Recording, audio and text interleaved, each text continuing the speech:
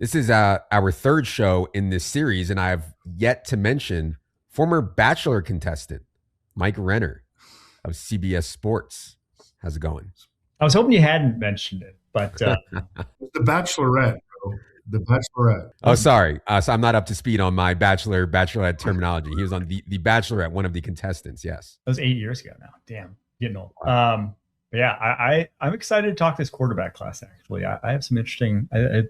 I see this quarterback class probably a little differently than a lot of people. In the first show, we hit wide receiver. In the second show of this series, we hit running back. On today's show, we're going to dissect every notable quarterback and tight end in this class. Mike will put each prospect into tiers, ranging from the S tier, the best, the elite, to the F tier, the worst. Day 3 prospects for Renner at best. All right, let's get into it here. Renner, we'll start at the quarterback position with the overwhelming favorite to be the number 1 overall pick to the Las Vegas Raiders. It is Fernando Mendoza. We know that quarterbacks often get pushed up in boards where maybe they shouldn't or wouldn't, just because quarterback is such an important position. What do you think about Mendoza as number 1 overall pick, Renner, and what tier would you have him in? He's an S tier prospect. I think he's a great prospect. I would have, so over the past few classes, I would prefer him to Cam Ward. Going back 2 years ago, my rankings were Caleb, Drake, Nix, Daniels. I actually would have had him number 3 in that class. So I would have had him right behind Caleb and Drake, ahead of Bo Nix and Jaden Daniels. I think he is a very safe bet to be a franchise quarterback at the next level for pretty much one big reason. I think he's the best quarterback passing under pressure since Joe Burrow. He has so many high-level throws when pockets are tight, and you saw it a lot at Cal. You have 2 years of it now. Saw it a lot at Cal because obviously that offensive line was terrible, and you saw it a lot this past year at Indiana. And then the thing that really pushes him over the edge compared to other quarterback prospects, and a lot of times the guys that have failed at the NFL level, is his cerebral nature. The guy is incredibly smart. He's incredibly driven. You hear him talk X's and O's, and you see a guy who just gets the game of football, that is obsessed with the game of football. It's Andrew Luck-esque. It's Peyton Manning-esque. And while we sit here on the outside and as massive football fans ourselves think like that's every guy in the league, it's actually kind of rare. The guys who are really living it and breathing it 24/7. And he's already he said he doesn't talk to girls. He doesn't go out and party. This is all he wants to do. And that's what it takes sometimes to be great at your craft. And he is just that. So I think his tools are good enough. I don't think he has special tools by any means. I think he's a good enough athlete. He's a little heavy footed in the pocket at times. And that's maybe one of his biggest weaknesses, is how he can evade pressure. He doesn't look like the Josh Allens of the world, the Patrick Mahomes of the world, even, the Joe Burrows of the world, and his ability to get out of tight spaces. But he's awesome from the pocket. He's accurate on the move, and he has an arm that can really hit, deep corners of the football field. He's got more than enough to get there. And at 6'5", 236, he can see all levels of the football field. So for all those reasons, and especially with where he's going in Las Vegas and Klint Kubiak, I think he's in a great spot to produce really early on in his career. Brock Bowers and that cerebral nature. I mean, you got to think that Tom Brady is in love with that, with Fernando Mendoza. My concern regarding Fernando Mendoza is not whether or not he's going to be a franchise quarterback. I think that he definitely will be, and all your descriptions support that. What is his upside as an NFL player? Because, I don't like, what is his upside in fantasy, really? Mm-hmm. Because what do you think about him as a runner on the move? I don't think he'll really be utilized in that regard. Now, he was at Indiana, right? He had that big 4th down in the title game. And he can. I just don't think against NFL athletes that's something I want him doing consistently. So I doubt there's going to be much in the way of rushing production from him. Yeah. We're at 149 overall. And by the way, the best ball rankings are up as part of the best ball product at ETR, but we're at 149 overall on Mendoza in fantasy right now. That's QB 24, just ahead of Cam Ward, QB 25, Bryce Young, Daniel Jones type. So that's kind of how we're seeing Mendoza in fantasy right now. I do think the upside, to Evan's question, comes from a Sam Darnold type season where Klint Kubiak gets the most out of a pocket-ish passer type thing, and Brock Bowers goes completely nuke, just like JSN went completely nuke. Like that's how you find an upside scenario for Mendoza. But I agree, that's kind of, a narrowish path for upside in fantasy here on Mendoza. All right. It's a controversial one we'll go to here, Renner. Ty Simpson, 6'1", 211 out of Alabama. What tier would you have Mr. Simpson in? I like Ty Simpson, man. I think he's A tier. I'm not going to go full Dan Orlovsky here and gas him up and say he's better than Mendoza, but there's so much to like from his tape before. Basically, I mean, he had a bunch of injuries. He broke his ribs the last game against Indiana, but even before that, he had a lower back injury that apparently caused gastritis, was the report I saw on him. So he was dealing with that, had elbow bursitis. And truthfully, like you watched the last 5 games probably of the season, and he didn't look like the same guy. There was a stretch there between the Wisconsin, Vandy, Mizzou, and Tennessee games where if you watch those tapes, you're like, this guy is a number 1 overall type of quarterback. He's got a plus arm. I think his arm's just as good as Fernando Mendoza's. He spins it really well down the football field. And I think he's a little more fleet of foot than even Mendoza. He's a little bit more twitchier of an athlete, can get himself out of jams, and he'll probably have some more rushing yards than even Fernando Mendoza does at the next level on scrambles and things like that. So he has that to his game. And what I love is that, 3 years on the bench at Alabama, he came in his very first year as starter, and you saw technical proficiency. His ball fakes, his footwork, it is what it needs to look like at the NFL level. And so again, that's a guy who's really put in the work, who's worked on his craft, and he's going to continue to do it at the NFL level. Now, the bad is obvious. I think there's terrible bouts of inaccuracy, specifically at the end of the season. His frame is nothing special, and he actually lost weight apparently this season. He's 6'1", 211, which is pretty borderline in terms of a size perspective. And, you can say the injuries can excuse away some bad tape, but also, is he going to be injured a lot when he's that size? That's a big worry. So after watching his tape, though, I feel good about this guy being a first-round pick. I think he will be. There's too many quarterback-needy teams. His tape was too good at times. I do have to tell one story, though, that I was willing to go like nuclear and be like, I draft this guy in the top 10 based off of his tape. And I don't want anyone to clip this. I know that's all the rage nowadays, and hopefully don't have to worry about behind the paywall. But if anyone does, please take away their subscription. He sat down with Rand Carthon and Ryan Wilson at the Combine, did the interview. Was kind of, I didn't think his interview was anything special. I thought he made some like excuses for his play that I'm like, just own up to it. And after the interview, the producer came over and said that he picked up the mic and the mic was wet after the interview with Ty Simpson that he was holding there. And I was like, the guy's nervous getting the interview. So that's the only thing holding me back from going nuclear on Ty Simpson was that. But I like his tape. And again, given this quarterback class, I would bet a lot of money he goes first round. So I got really bad news for you, Renner. This is not behind the paywall, buddy. Oh, no. Don't clip it. The YouTube mongrels are going to be out there on it. Okay. I'll say this. There is a lot of smoke, like Renner said, around Ty Simpson going in the first round. And also, he has had visits with all the quarterback needy teams. He had a private visit with the Jets. Also, today it was reported Ty Simpson has top 30 visits with the Cardinals, Dolphins, and Browns. I don't think these top 30 visits mean a ton, but there's definitely quarterback needy teams that are looking hard here at Ty Simpson, and I would assume he'll almost certainly be the second quarterback off the board come the draft. Can I defend Dan Orlovsky here for a minute?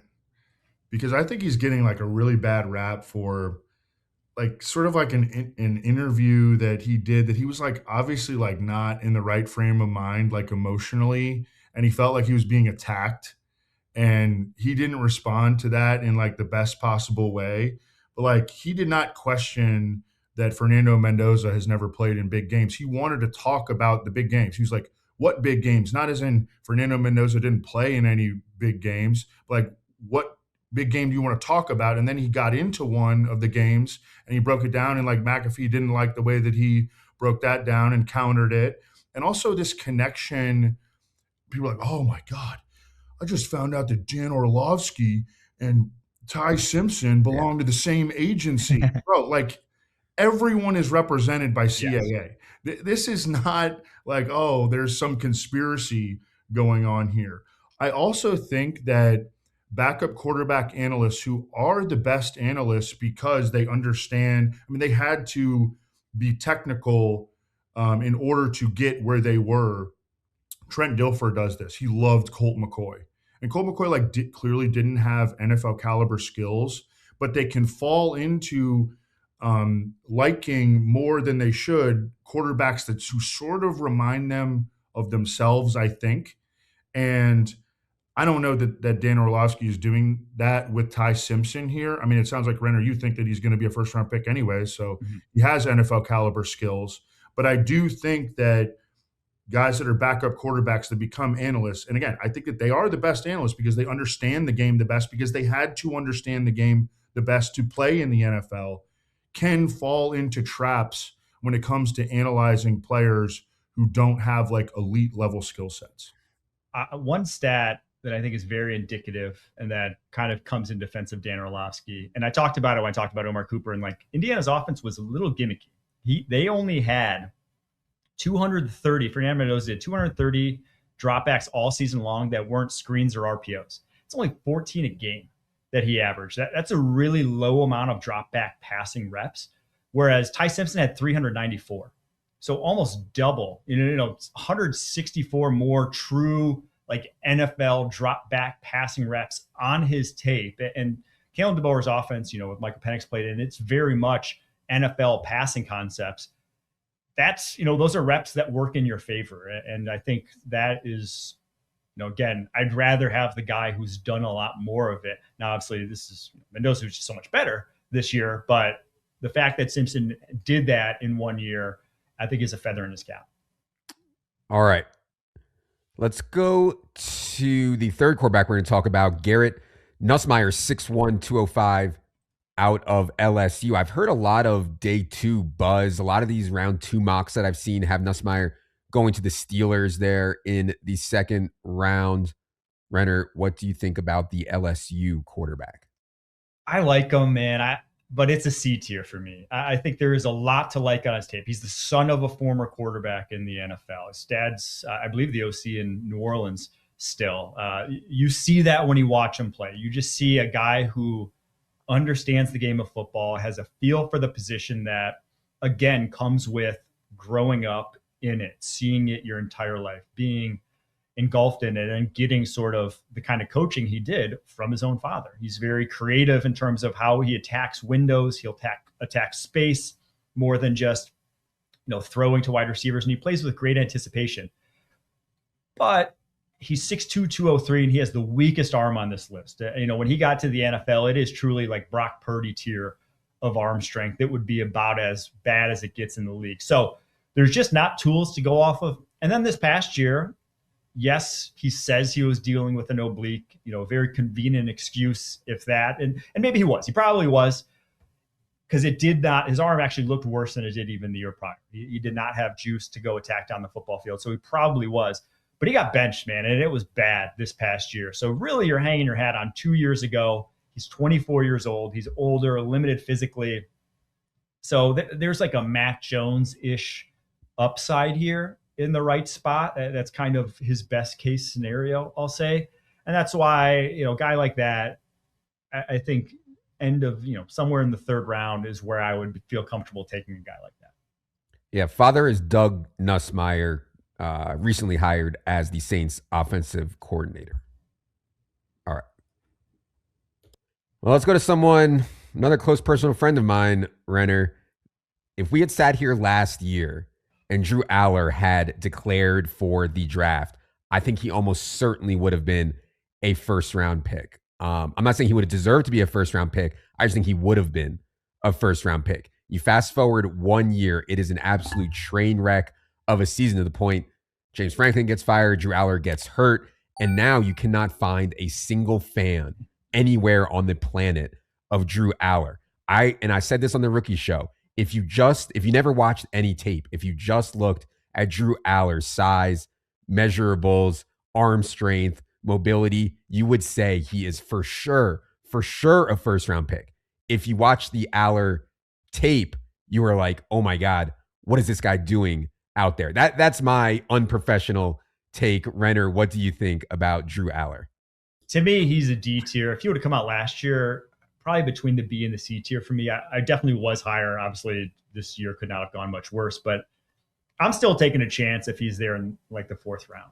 I think if you need a quarterback, actually, I probably wouldn't draft him if I needed a quarterback. I would draft him if I have an established quarterback and I want someone to develop on the bench, because like you said, the tools are crazy good with this guy.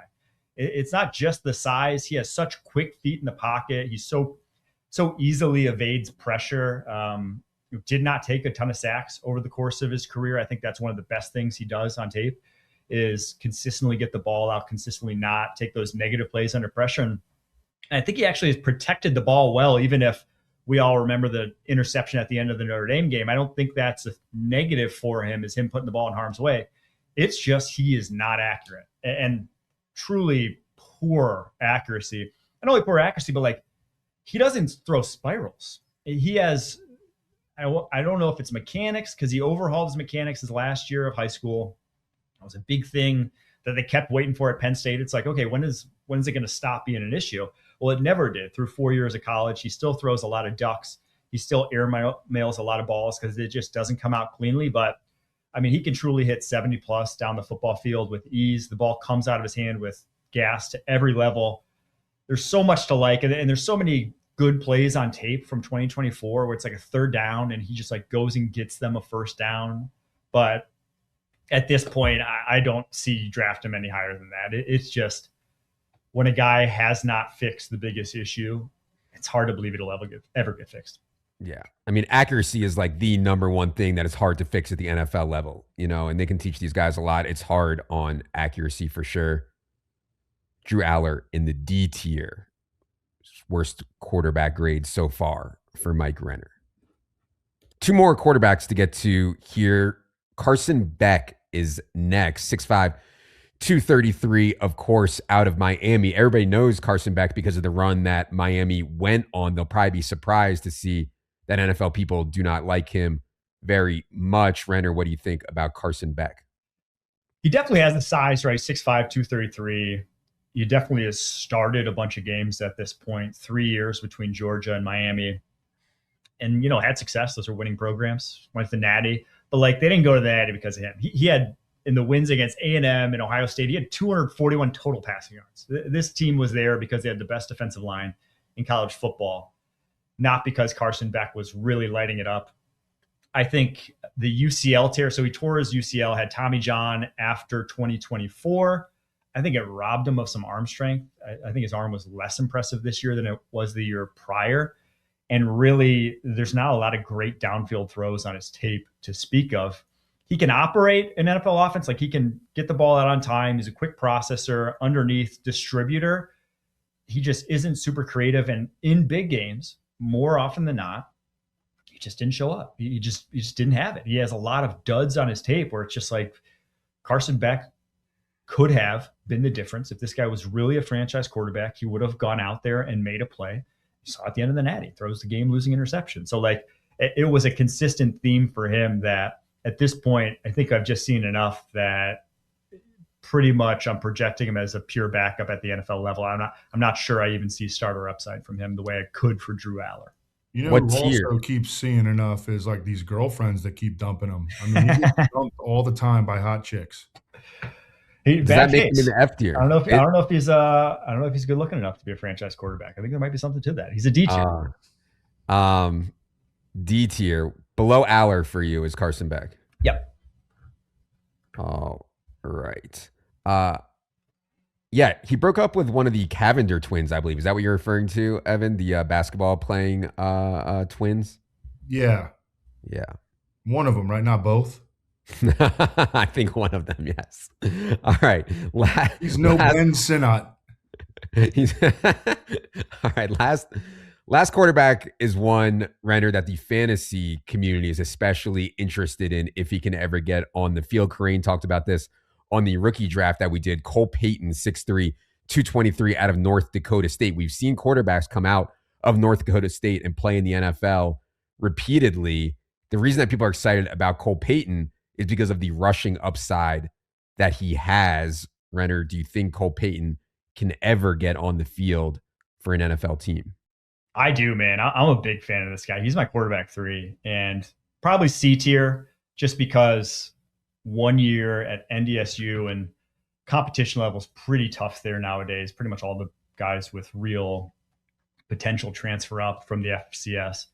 But Cole Payton didn't. And that's actually one of the things I really like about him is I went to the combine, heard his podium and like why he stayed there. And he's like, dude, I'm loyal to NDSU. I committed there initially. They were the first to offer me. And I was going to wait my time until I got my opportunity and take full advantage of it. Like he had, for my money, the most impressive podium and the most impressive interviews of anyone there. It really looked like a guy who could command a locker room. And you see the size, 6'3", 232, great size. And then his testing numbers, he had a 40-inch vertical, 4.56, 10-10 broad jump.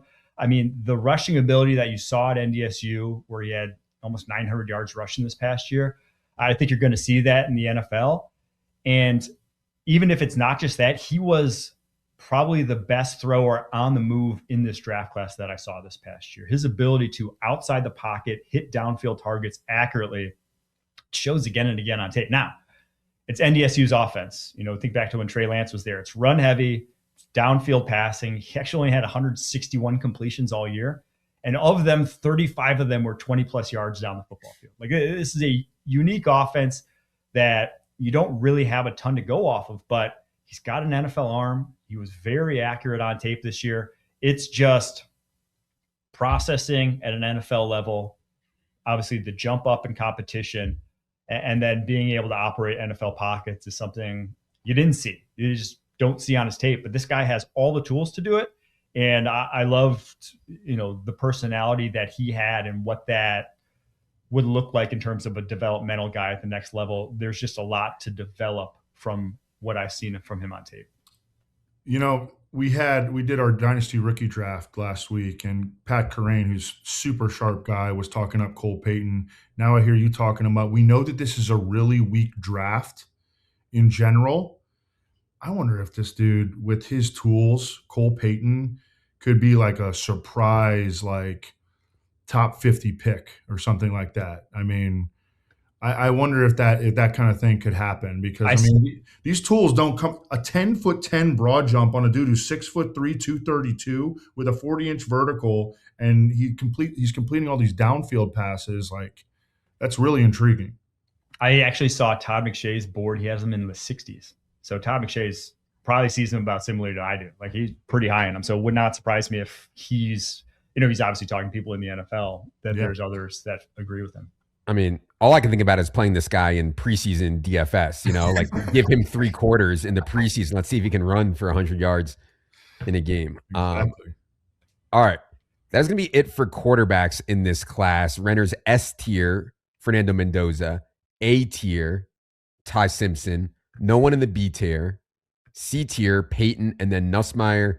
D tier, Drew Allar, and Carson Beck. I'm biased, obviously, but I truly do not think there's a better way to win at NFL Best Ball than by using our Best Ball product. We recently did a show with both 2025 $2 million Best Ball winners, and both used our rankings plus content to help them win life-changing money. Our Best Ball rankings get updated within minutes of any news that breaks, and the ranks are specific to the platform you're playing on, whether it's DraftKings, Underdog, Drafters, or FFPC. All of our rankings and content somehow cost just $59.99 for 365 days of access. The guy editing this right now used our Best Ball sub to make over $100,000 over the last 2 seasons, and he's an idiot. Head to establishtheRun.com/subscribe or scan the QR code on screen to find our Best Ball package, as well as everything else we have to offer at Establish the Run. Let's do tight end here now. Very intriguing at the top here, Renner, of this tight end class. Expecting Kenyon Sadiq to go middle of the first round, something in there. Do you think that is warranted on Sadiq, and what tier would you have him in for tight ends? I think it is. I have him as an A tier tight end. Now, I don't think he's as good as the tight ends last year, right? I think they were much safer picks, much more well-rounded tight ends. Warren, Colson, Loveland. You guys know I was a Loveland guy. But Sadiq he's different, right? I think the role he's going to play at the NFL level is just not that of a traditional tight end. He's much more like Harold Fannin was last year, where he has to be kind of a detached tight end 2 slot hybrid.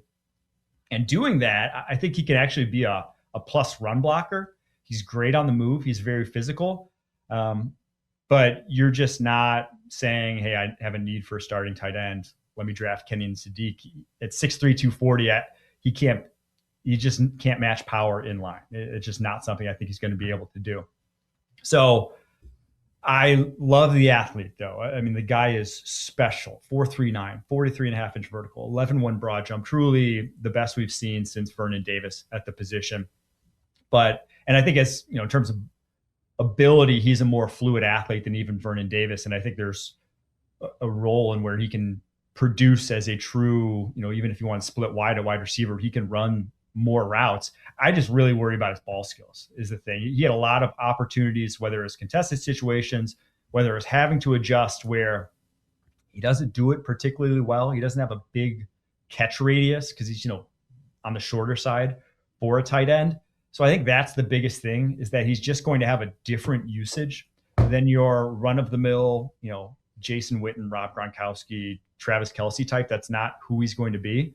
But I think he'll have a lot of big plays. I think he'll get a lot of screens, and he'll average probably a healthy number of yards per reception. But I'm not sure he's ever going to be a high volume type of tight end. We see in the NFL now, so many teams are playing 2 tight ends, and one of them can be a Sadiq type. In other words, you can play Cole Kmet and Colson Loveland together on a ton of plays. You can play, Terrence Ferguson and Tyler Higbee together on a ton of plays. And that's where people start to get really excited about Sadiq's profile. You mentioned Harold Fannin.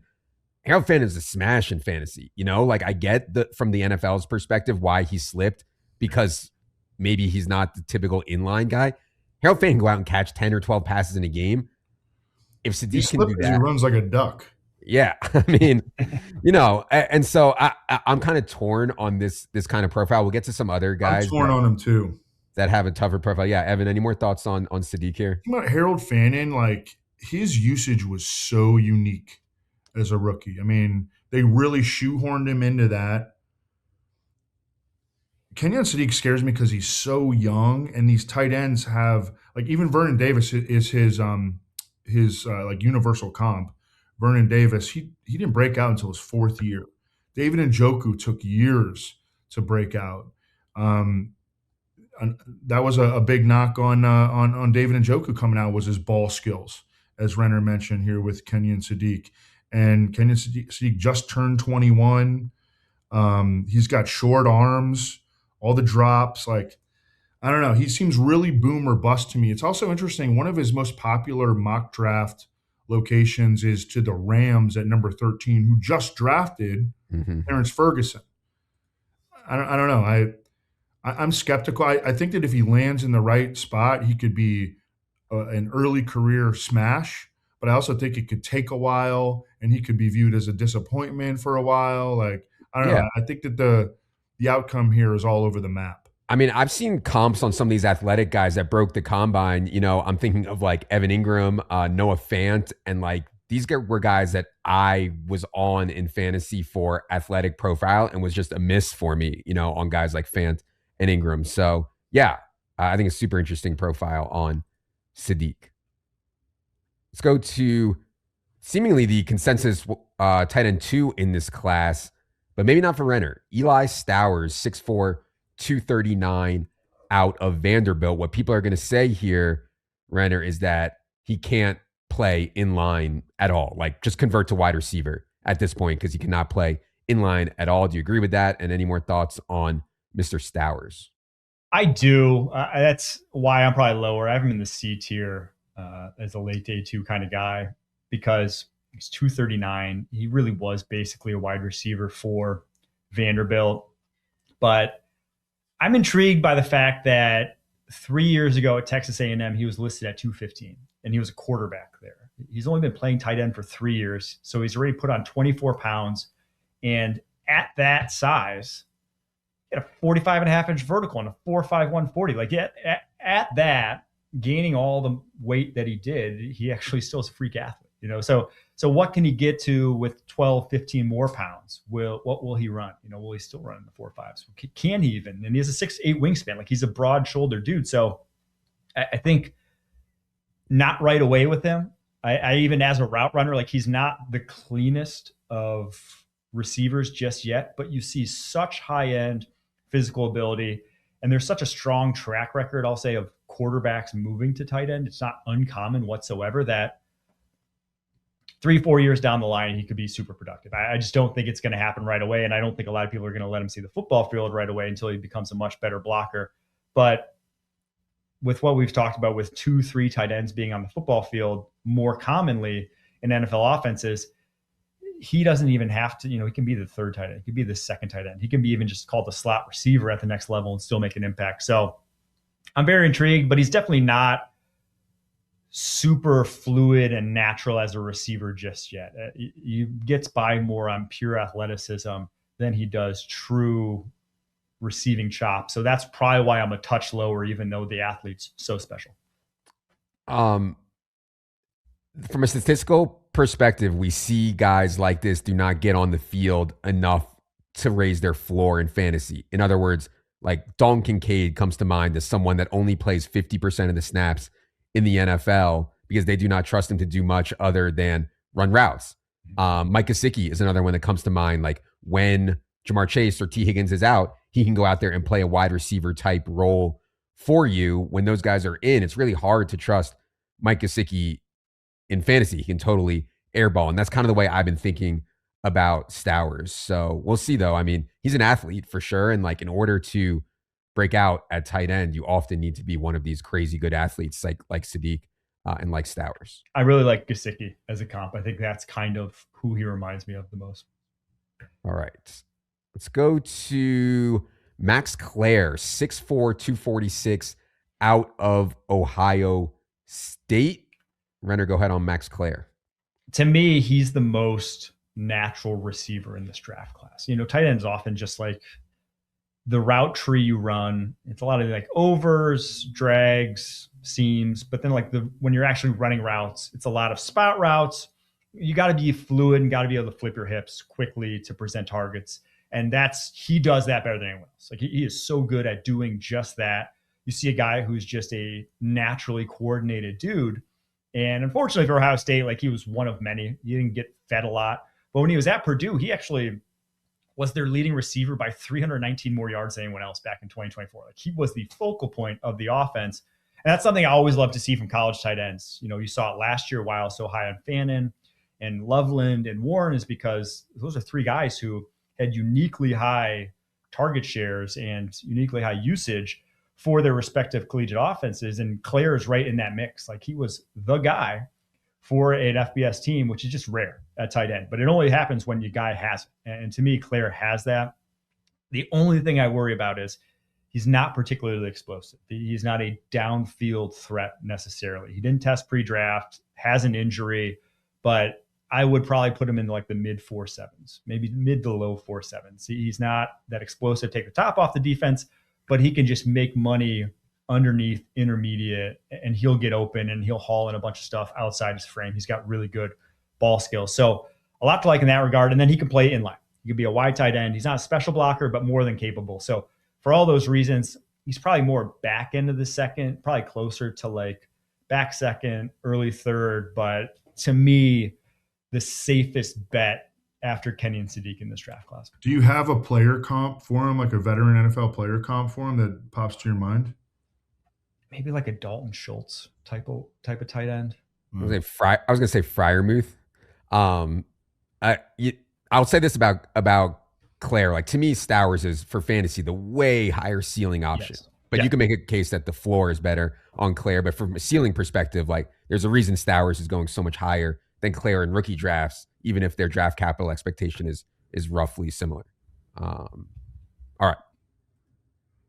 Sam Roush, 6'6", 267. Now, correct me if I'm wrong here, Renner, but I believe he ran a 4.7 40 and a 7.08 3-cone at 267 pounds. He also wears these glasses with tape in the middle all the time. Is And this yes, like a bit that he's doing? I don't know what he's doing, but I kind of like it. I dig it all as well.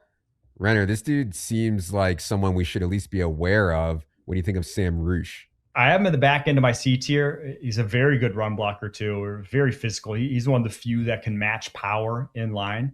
To me, the comp for him is Cole Kmet. That's very much how I see him, in that, you know, the testing numbers are good, but you never really see dynamism. He can, if space is created for him, he'll be great, and he can make, you know, he can be physical after the catch and run through a safety, something like that. But it's rare that he's, you know, really gonna make a safety miss and create some space one-on-one, something like that. It's just not kind of who he is. But good athlete with ability in the running game and a massive lower half to be able to move the point of attack. He'll go highly because of that. Everyone's looking for that weapon as a run blocker. I just don't see the pass catching upside. That's why, like the Cole Kmet, it's like, you know, your best case scenario is still a kind of limited guy. 9.8% career drop rate too. He doesn't have the best ball skills. And the odd thing is, his wingspan is actually like 1.5 inches shorter than his height. His wingspan is almost identical to my wingspan. It's just over 6'4", 6'4.5", for a guy who's 6'6". So his ability to really pluck the ball out of the air is limited by that as well. Let's go to Michael Trigg, 6'4", 240, out of Baylor. He is the best receiver, the most talented receiver in this class. I think maybe just like the most talented receiver in this class, and how he operates. I have him in the D tier though, because I think he's also the most inconsistent. I think he's also the least motivated. He might be the least motivated run blocker I've ever seen at tight end position. The guy did not want to block in the run game. It may be why he bounced from USC to Ole Miss to Baylor over the course of his career, and why he didn't even test pre-draft in the athletic testing. He did one thing. He did the vertical jump, and it was 27.5 inches, which is terrible. So like, you see a guy who can get open, who is super shifty, who broke 17 tackles after the catch last year in only 11 games, had 694 yards, has some of the best highlight reel catches you'll ever see this past year. But he dropped a bunch of balls too. I don't know what to make of him. Truthfully, I think he's, you know, if he's not going to block the way he is, he's just a wide receiver. That's why I put him into this spot. But like, super talented. It really is a shame that he isn't more consistent, that he doesn't have more willingness in the running game. Because I think, you know, with his size, with a 7-foot wingspan that he has, like, he could be a difference-making dude at the next level. We've just never really seen it get put into to effort though. Yeah. When he's 7-inch vertical is just so bad. That's like not preparing though. Like, you see him and he goes up over people. That's just, I don't think he prepared hard. Remember Jeff Otah? I think Jeff Otah had a better vertical. He did play a bunch of slot, which is always, you know, something I at least like to see, an ability to play slot and inline from a college tight end. So that's an intriguing one. Maybe someone falls in love and takes him in day 2. It would surprise me, but maybe that's possible. We'll see. Nate Boerkircher, 6'6", 245, out of Texas A&M. Go ahead on him, Renner. He's interesting because this guy was not productive. You know, 19 catches, 198 yards, 3 touchdowns this past year. That was his best year. He spent most of his career in Nebraska before transferring. He's a 6-year guy. He's going to be 25 in September. But I have him in my C tier. I watched him at the Senior Bowl, and there was not a better tight end at the Senior Bowl in the one-on-ones. And going through his tape, he's great in the running game. He is a great run blocker in line, super physical. And he just has the ability to get in and out of his breaks, to create separation underneath in a way that, you know, I don't know if anyone else even has in this draft class. He can get open on his own, and he can haul it in. I don't think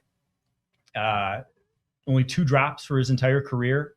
Unfortunately, me and Evan know as Notre Dame fans, in contested situations, he was awesome. He caught that game winner against Notre Dame in the Texas A&M game in the end zone with someone hanging all over him. He can really be a red zone threat in that regard. He's just a very complete tight end. Don't know why he didn't play more. He was obviously stuck behind an NFL guy at Nebraska, and this past year split time. But on tape, he just was very good. He's got big hands. He had a 7.033 cone, and that shows on tape. It was not super explosive, 4.78 40, 32-inch vertical. But, man, I think he could be like a Jake Ferguson in the right offense where he's just catching underneath passes left and right because he's so good at those. No one who does data-based or analytics-based scouting is going to have a good grade on this dude because he's literally done nothing. Like there's like no production to go off of. So, for anyone out there who's doing this from a straight database, you're not going to see it on Boerkircher. However, I do think he's going to go somewhere in the middle rounds, like round 3 or 4 or something. Would not shock me despite that lack of production there on Boerkircher. All right. Oscar Delp, 6'5", 245 out of Georgia. This second last tight end we're going to cover here today. Renner, go ahead on Oscar Delp. I think he's the most intriguing guy. So after Stowers, I think he probably has the highest like true upside in terms of production at the NFL in this class, is receiving production, because he ran a 4.49, 38-inch vertical, 10.5 broad jump, and he was the number 1 tight end recruit in his class. It's just that he has split time the past 2 years. His best season came as a sophomore, and that was really just filling in for Brock Bowers that year when he went down. And they just treat him as an afterthought in the Georgia offense. I do not know why. He is dynamic with the ball in his hands. He has real explosiveness, but they just used him as a blocker. And the good news is he got so much better as a blocker over the course of his career, because I watched him as a sophomore and I thought he was going to be like a real prospect, and then kind of never came to fruition because they just didn't use him. But I saw his blocking get better every year, and I think he could be a real plus blocker at the next level and maybe coveted for that. But I really don't know who he is as a receiver, because pretty much anytime you see him getting targeted, it's just like a flat route, a drag route. There's no route running to speak of on his tape. So I don't know what to do with him. I know my podcast co-host, JP Acosta, loves him. He thinks that like this guy is going to be able to be a true starter at the next level. I see the potential there. I just am a little more hesitant to fully get on board with calling him a day 2 pick when the guy really couldn't even, there's really nothing to go off of on this tape. I listened to Dave Hellman and Dane Brugler talking about Oscar Delp, and Dane was like, he can't catch. And Dave suggested that maybe he was such a good blocker that Georgia only used him as a blocker. So we're just fishing for theories, you know, as to why this guy who was so highly recruited and ran a freaking 4.49 with a 38-inch vertical wasn't used as a receiver at Georgia. It just seems like too big of a red flag to me to say, yeah, this guy's a top 100 pick. Lands in the D tier for Renner here, just ahead of Trigg. Last guy we are going to cover on this series, be only fitting that we end it with a Notre Dame guy, Eli Raridon, 6'6", 245 out of Notre Dame. Renner, go ahead on your boy here, Raridon. He's D tier for me, right behind Trigg.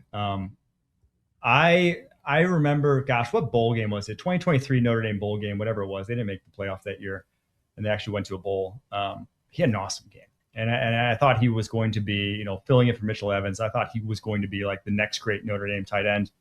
Because when you look at him, the guy is, probably after Kenyon Sadiq in this draft class, he is the most put together. There is not an ounce of fat on this dude for being like 6'5", 250. I mean, he really is strong, and you see it in the running game, but he's just such a tight linear mover. I think of all these guys in this class, he is all these guys that we've talked about already, he's probably the least capable route runner that I've seen in terms of just his ability to turn, ability to create space for himself.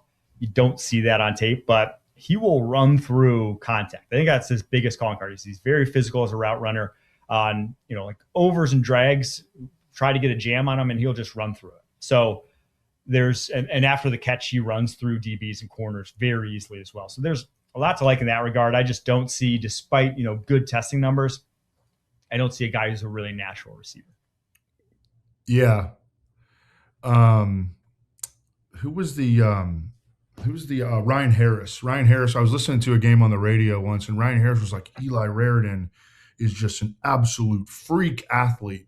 And like I'd seen a lot of Eli Raridon, and you could see flashes, but man, I felt like he never actually played like that. Yep. And he had 0 touchdowns on 32 catches last year, and he had 3 touchdowns in his entire career. I know he had injuries and stuff, and they had Riley Leonard at quarterback, and they had a freshman last year, although CJ Carr was amazing, but just never, he didn't play like he tested.